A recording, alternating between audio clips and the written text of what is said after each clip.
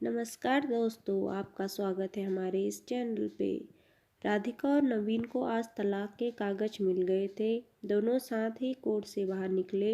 दोनों के परिजन साथ थे और उनके चेहरे पर विजय और सुकून के निशान साफ झलक रहे थे। 4 साल की लंबी लड़ाई के बाद आज फैसला हो गया था। 10 साल हो गए थे शादी को, मगर साथ में 6 ही साल रह पाए थे। 4 साल तो तलाक की कार्यवाही में लग गए। राधिका के हाथ में दहेज के सामान की लिस्ट थी जो अभी नवीन के घर से लेना था, और नवीन के हाथ में गहनों की लिस्ट थी जो राधिका से लेने थे। साथ में कोर्ट का यह आदेश भी था कि नवीन 10 लाख रुपए की राशि एक मुक्त राधिका को चुकाएगा। राधिका और नवीन दोनों एक ही टेम्पो में बैठकर नवीन के घर पहुंचे। दहेज में दिए सामान की निशानदेही राधिका को करनी थी, इसलिए 4 वर्ष बाद ससुराल जा रही थी। आखिरी बार, बस उसके बाद कभी नहीं आना था उधर। बस 3 प्राणी बचे थे, नवीन, राधिका, राधिका की माताजी। राधिका और नवीन का इकलौता बेटा जो अभी 7 वर्ष का है। कोर्ट के फैसले अनुसार बालिग होने तक वह राधिका के पास ही रहेगा। नवीन महीने में एक बार उससे मिल सकता है। घर में प्रवेश करते ही पुरानी यादें ताजा हो गई। कितनी मेहनत से सजाया था इसको राधिका ने। एक एक चीज में उसकी जान बसी थी। सब कुछ उसकी आंखों के सामने बना था। एक एक ईंट से धीरे धीरे बनते धरौंदे को पूरा होते देखा था उसने। सपनों का घर था उसका।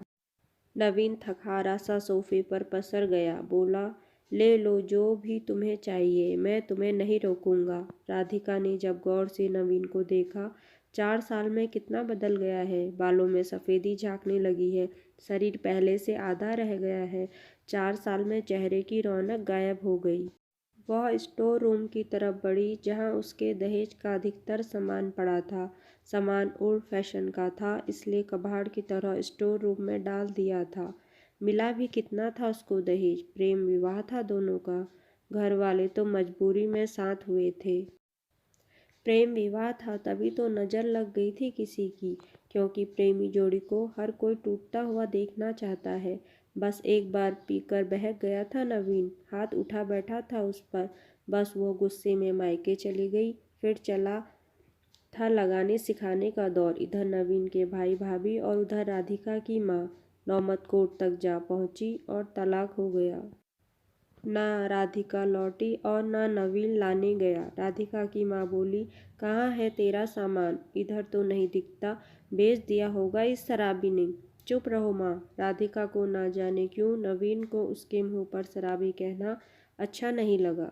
राधिका ने सिर्फ अपना सामान लिया, नवीन के सामान को छुआ भी नहीं।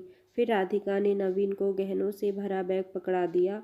नवीन ने बैग वापस राधिका को दे दिया। रख लो, मुझे नहीं चाहिए, काम आएंगे तेरी मुसीबत में।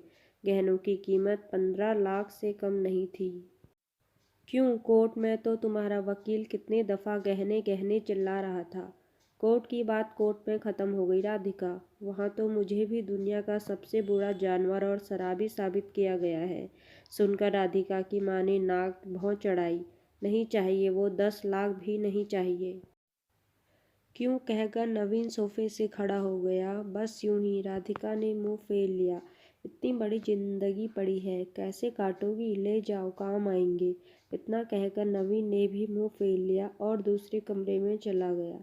शायद आंखों में कुछ उमड़ा होगा जिसे छुपाना भी जरूरी था।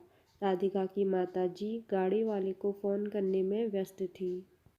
वो रो रहा था, अजीब सा मुंह बनाकर, जैसे भीतर से सैलाब को दबाने की जद्दोजहद कर रहा हो। राधिका ने उसे कभी रोते हुए नहीं देखा था, आज पहली बार देखा। न जाने क्यों दिल को कुछ सुकून सा मिला, मगर ज़्यादा भावुक नहीं हुई।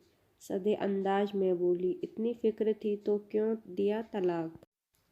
मैंने नहीं, तलाक तुमने दिया। दस्तखत तो तुमने भी किए, माफ़ी नहीं मांग सकते थे?